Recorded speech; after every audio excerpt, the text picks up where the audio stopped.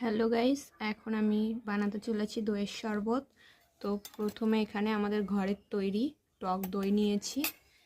এখানে নিয়েছি চিনি, বিট নুন, আর এটা হলো চাট মশলা, একটা গ্লাস, আর এই হলো জল।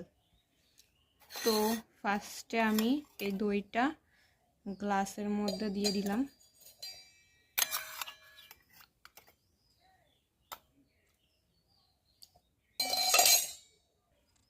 আমি পুরো দইটা গ্লাসের মধ্যে দিয়ে দিয়েছি। এবার এটাকে ভালো করে ফাটিয়ে নেব। এইভাবে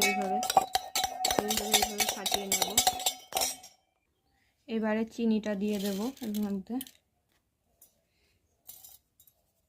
এবার বিট নুনটা দেব।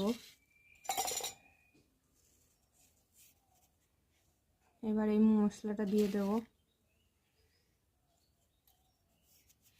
এভাবে ফাটাতে